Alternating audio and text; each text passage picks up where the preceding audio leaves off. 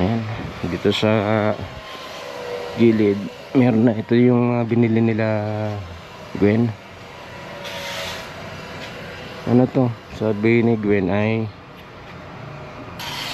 tatlong mode daw to, yung puting ilaw na yan. Tatlong klase ng ilaw, pailaw pala.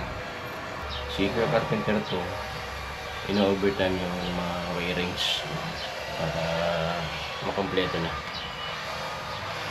Kagabi ay nagpailaw na si Gwen doon sa taas, kaya lang hindi ko nakuha na itong GoPro. Patuloy na pagpapalitada. Ito na nga, napalitadaan na nila yung ano, yung sa terrace. Po sinayos pa niya itong ano, hinahabol pa niya.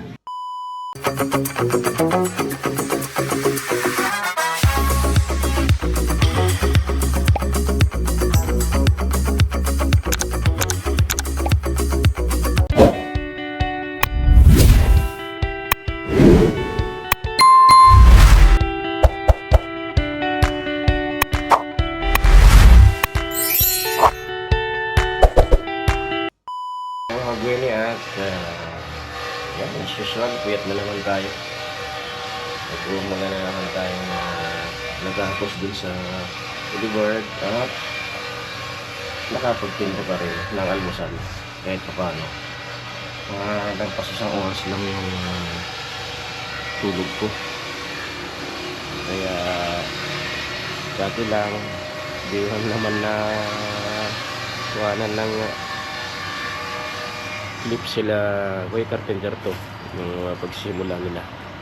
Pero ayun, marami na rin yung natatapos na sa taas. Kahapon ay nag-overtime siya, Way Carpenter to, dahil sa wiring. Hindi ko na nga nakunan yung pailaw niya kagabi dun sa second floor. Sa first floor may mga bumbilya na, may connection na kabit na niya yung ano wirings sa main line.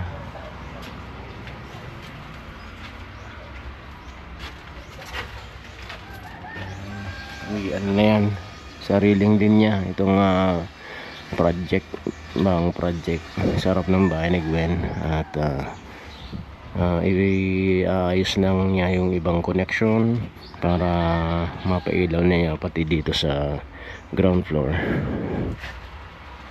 Yung sa third floor ay mahuli na lang daw, kasi sinasabay niya yung ano, yung pagpipinish, palitada itong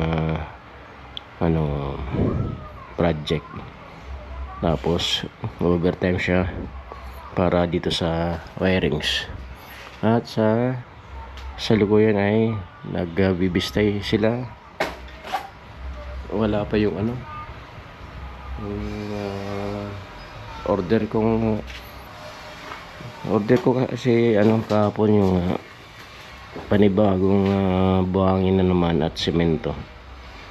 Yan, as usual gagamitin dito sa project. Yan, ano na lang to, ipipix na lang, pero naka-ready na yan yung mga switches. Ayan,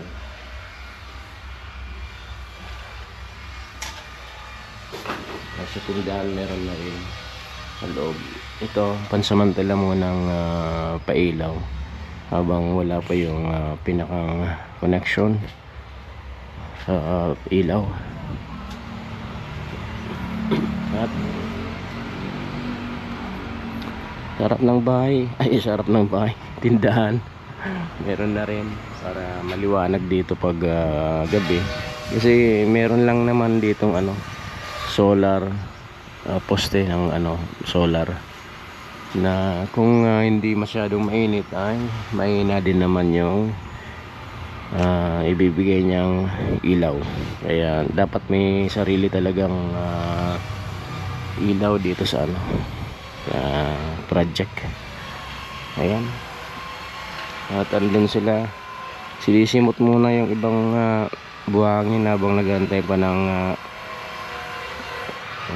order, pero dadating yun maya maya kasama na yung semento. Dito sa labas ay meron ng isang bumbilya at anlang naman to, dalawa dun sa dulo, tig-isa. At masyado namang maliwanag yung ng bumbilya na yan, kaya kahit dalawa lang maliwanag na yan. Kasi nakita ko kagabi, hindi ko lang hinaanan, isang bumbilya lang maliwanag dito sa baba, pati sa tulay na maliwanag din, kaya yung mga dumadaan doon ay hindi na masyadong nangapa sa dilim. Kasi ayun nga, lang yan, 15 watts bumbilya.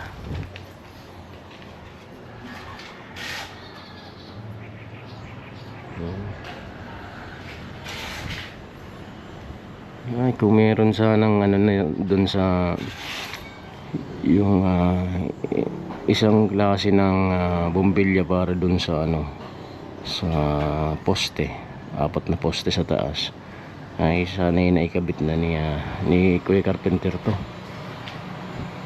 para may sabay na rin sa pailaw para mas maganda.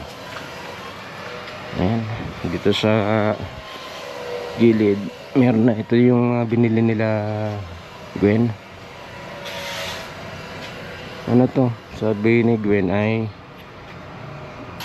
3 mode daw to, yung puting ilaw na yan.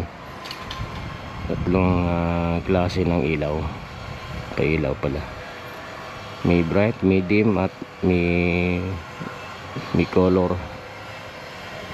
Ayan. At napalitan na rin niya ni Kuya Carpenter itong mga poste at yung biga. Yan. Ayan.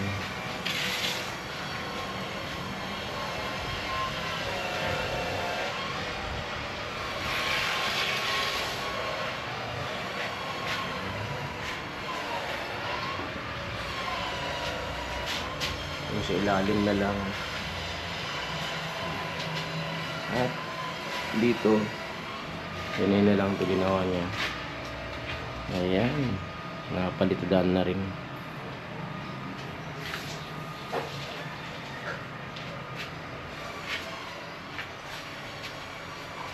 Ayan ito, pipinish pa niya. At itong isang posting putol yung bahay ni Gwen, yan sa bubong kasi, kaya putol yung yung poste, kasi hanggang doon lang naman yung bubong, kaya tinapalan na lang ni Kuya Carpenter to ng semento, habulin niya yung poste, yung forma ng poste. Ayan.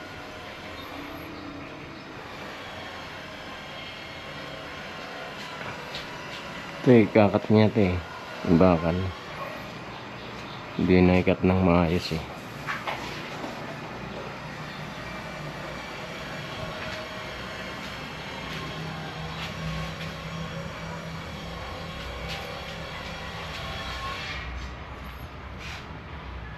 Ayan yung connection papunta sa main line.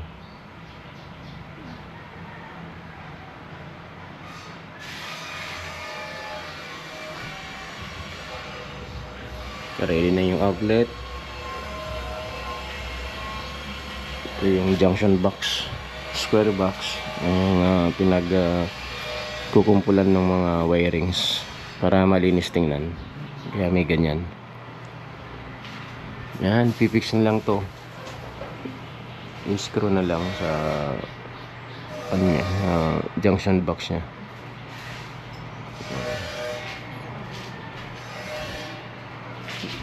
Lalagyan ba niya yung outlet? 3 yan. Ayan. At yan na muna update natin mga gawin. Mabalik tayo ulit mamaya. A few moments later. Mga buhay na at nag-overtime na naman sila kay Carpenter to para dito sa wirings. Ikabit na niya yung ano, connection dito sa baba. Kaya may ilaw na. Oh, pinundo. Inop ulit yung ano, yung breaker. Kanina pinailaw niya.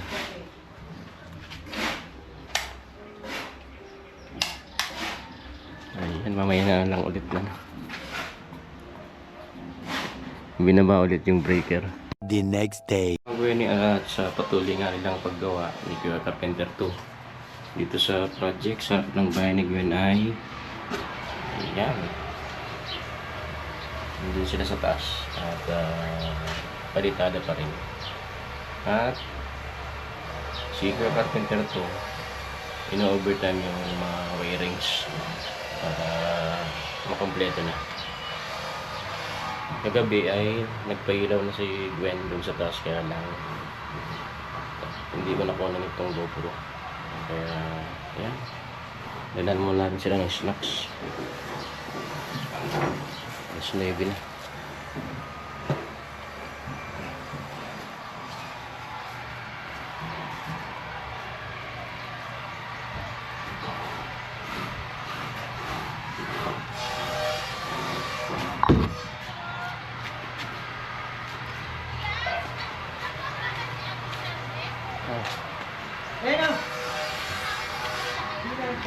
Ay, Salvi. Pinaghanap. Pinaghanap.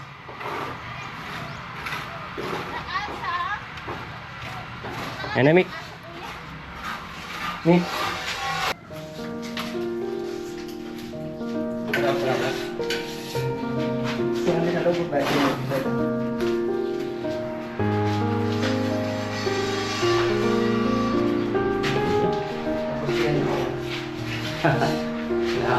Nahabol pa ng gano'n.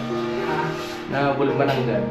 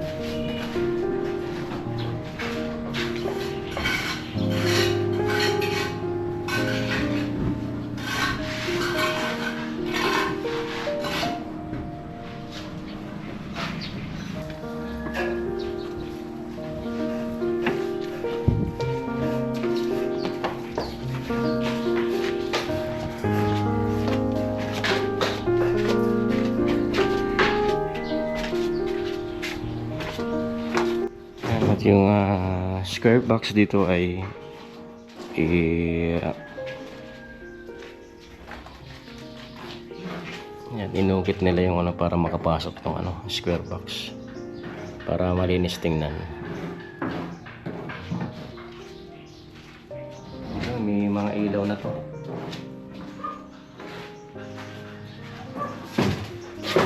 Ayan.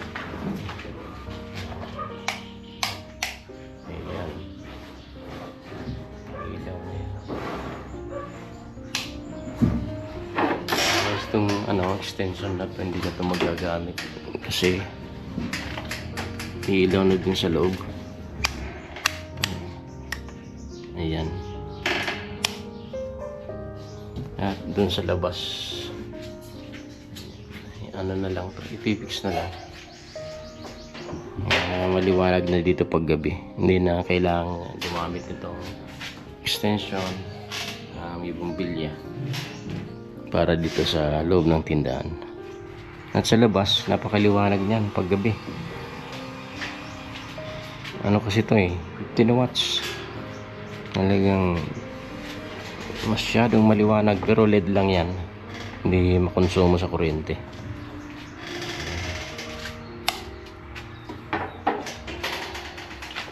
At napalitan na nga nila kay Carpenter to yung ano, yung may malit na portion dun sa second floor na may dalawang bintana kasama nung panel board. Ayan. At dun na lang sa third floor, yun na huli, papalit dun sa wirings. Ayan.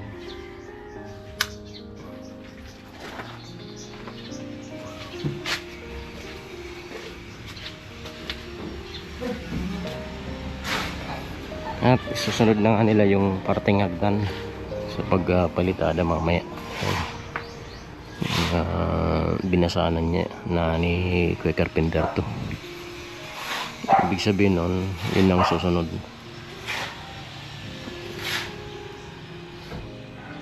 Ayan, at yan naman update natin mga Kuya. Yan, puyat na naman tayo. A few moments later. Tapos na nga nila Kuya Carpenter to yung kadating araw nila na tatrabaho. Yan, patuloy na pagpapalitada. Ito na nga, napalitadaan na nila yung ano, yung sa terrace. Tapos sinayos pa niya tong ano, hinahabol pa niya kasi ano, makapal talaga yung patong dito.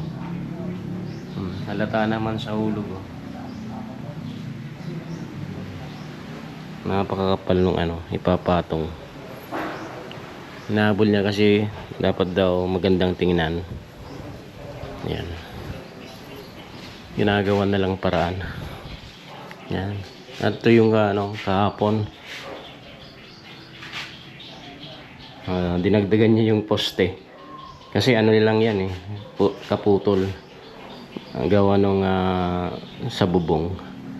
Tapos dinagdagan na lang niya para magandang tingnan. Ayan.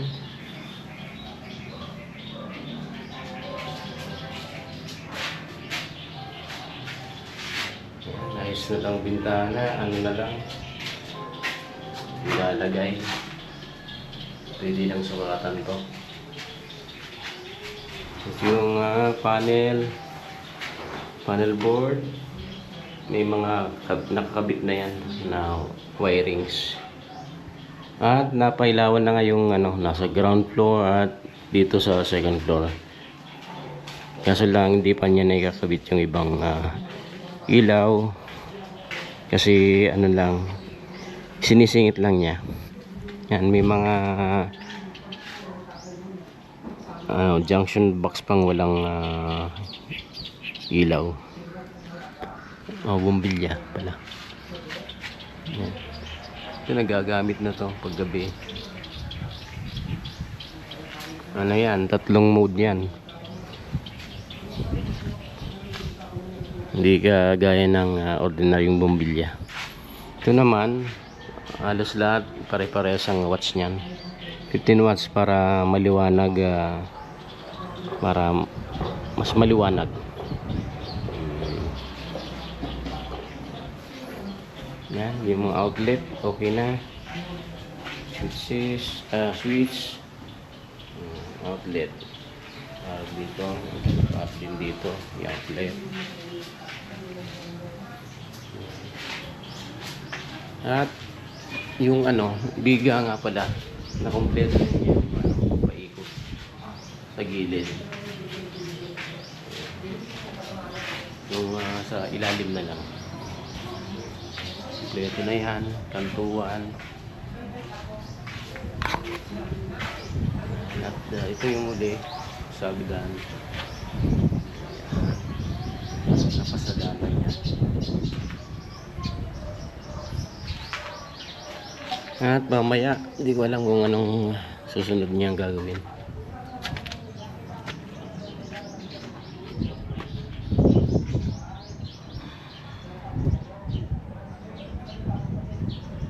Wala pa kasing to ilalagay dito sa poste. 4 na poste, wala pang ilalagay na yung ilaw. Pwede na sana kasi naka ready na yung niyan, wire. Pero yung dito sa taas wala pang wiring yan. Sabi niya mahuli na lang daw, uhuli na lang.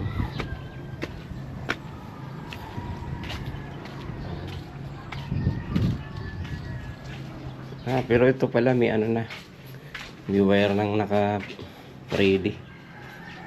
Ayan, para dito sa taas.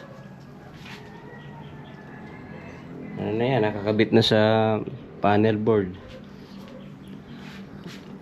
Yun ang kagandahan ng may ganon panel board, kasi nandun lahat yung breaker, lahat ng linya kakabit doon.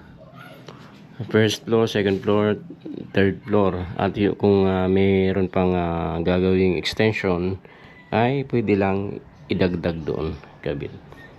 Ay, ang kagandahan doon kasi i-off mo lang yun, hindi gagana yung kung saang floor. May controller kasi may mga switches yan ilaw, tapos yung mga outlet. Pero pag binaba mo yung breaker dun sa panel board, ay hindi gagana, hindi papasok yung kuryente. Hindi katulad nung naka direkta lang. Kung alimbawa ilang breaker lang yung nakakabit, ayun, mas maganda yung may ganun panel board. Ayan. Laging puyat, lagi kami puyat pag ni ate mama, kasi talagang pag nagtinda kami, kahit alas 9, yan, magsisidatingan na yung mga customer alas 9 hanggang madaling araw. Ayun, kaya grabe ang puyat, tapos nagluluto pa.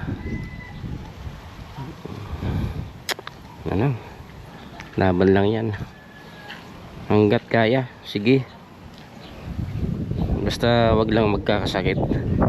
Yan lang naman ang laging dasal ko, kasi mahirap yung magkasakit talagang pagpapahingain ka. Kung hangad mong magpahinga, pag nagkasakit ka talagang magpapahinga ka. Hindi ka naman pwedeng gumawa, magtrabaho kapag may sakit ka. Kaya talagang yun ang pahinga. Sana naman huwag magkasakit, kasi kahit konti lang oras yung pahinga, okay na yun. Basta wag lang magkakasakit. Yan ang muna update natin, mga kweno. Magluluto ako yung ulam namin. Ayan, balikan natin yan mamaya. Ayan, parang ulan na naman. Ang itim ng mga ulap. At sinisimulan na nga ni Kuya Carpenter yung pagpalitada dun sa pinakang taas.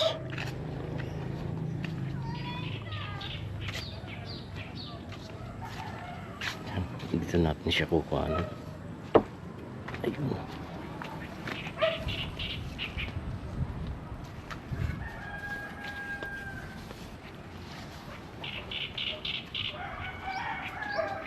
Parang ang taas naman, nakatingala. Doon kaya ako sa boulevard. Parang uunos lakas ng hangin. Parang malakas ang bubus na ulan ngayon Doon na tayo sa taas.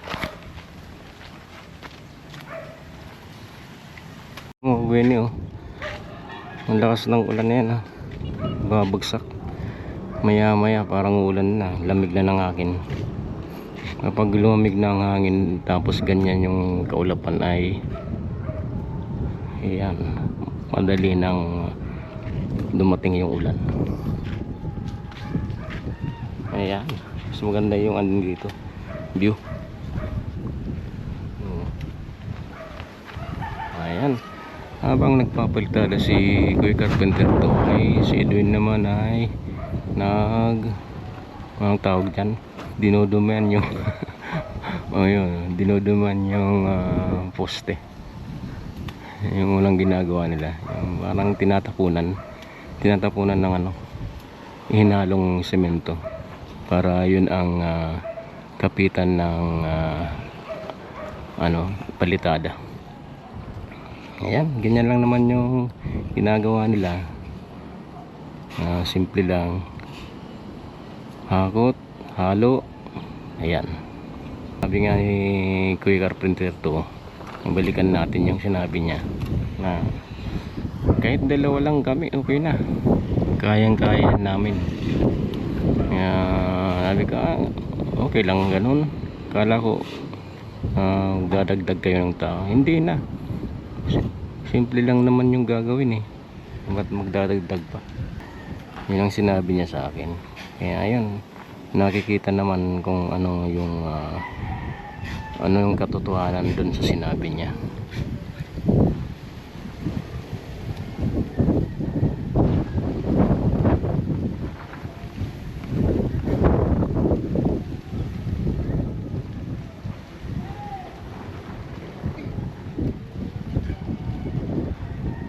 Tapos na siya dun sa poste dun sa katabi ng hagdan. Ayun, halata naman basa pa. Yung sa ilalim ata ay papahuli na lang niya, ilalim ng biga. Pero yung sa gilid ay tapos na.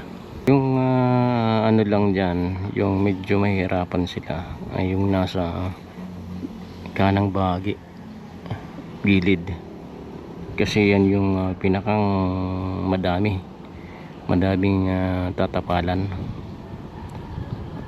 3 palapag sa gilid lang yung tatapalan niya, pero may naman siya, may andami. Kaya lang yung ngayon ko lang yung diskarte kung paano. Siguro maghahalo kung ba mauna dito dyan sa taas, halo dyan sa gilid dadaan yung halo.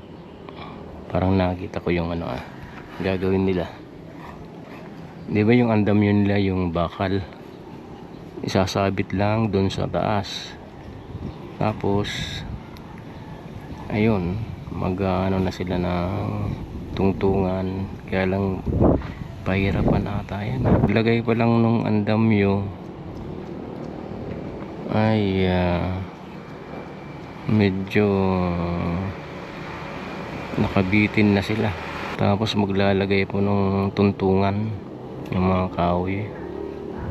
Hindi ko na imagine kung yung diskarte nila dyan. Ayan, abangan na lang natin, kasi yun ang pinang mahirap na parte sa pagpapalitada, yung sa gilid, kanang bahagi. Yan, ipapakita ko sa inyo.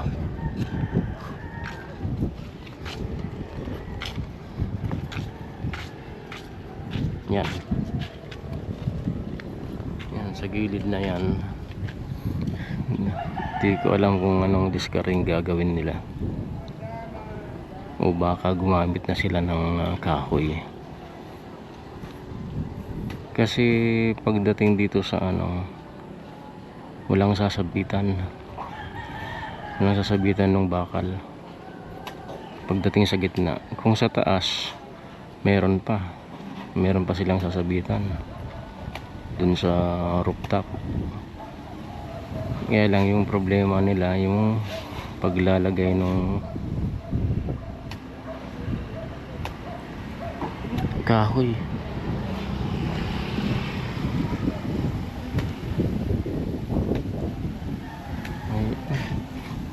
Medyo nahihirapan akong mag dugtong-dugtong ng gagawin nila. Hihirapan akong magdugtong-dugtong kung anong gagawin nila dyan sa gilid. Ayan, abangan na lang natin. Hindi pa man, nahihirapan na ako. Hindi naman ako yung gagawa. Pero baka gamitin na nila yung kahoy kasi yun ang pinakang dyan,